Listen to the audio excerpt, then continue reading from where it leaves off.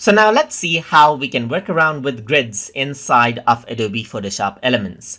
So here you can see that I have a blank project right here. And if I were to go around onto the shape, and then let me just go around and select a rectangular shape right here, I can go around and move this freely, as you can see, just like this. But if I were to go around over here onto view, onto a grid, then what happens is that you see a grid that is being displayed right here. And as I drag around, nothing really happens right now, as you can see, just like this. I can move in between the grid and so forth.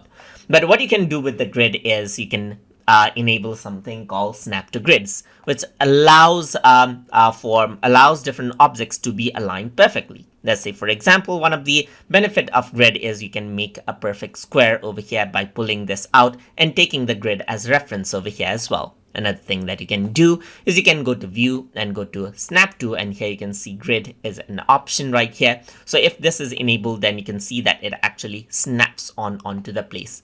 But if I were to go around onto, let's say, snap to and turn off the grid, then what happens is that I can freely move this, as you can see, and it does not snap onto the exact points right here. But if I were to go to view, onto snap to, enable the grids, then what happens is that it snaps, the layer snaps right here.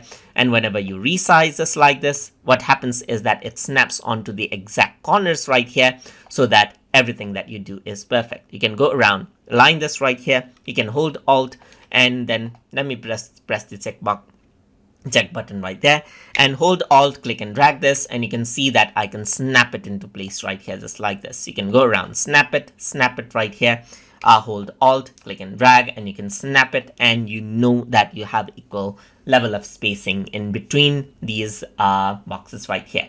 And that is how you can go around and then utilize the grids inside of Adobe Photoshop Elements. So I hope you guys learned something as always. And as always, please like, comment, share, and subscribe.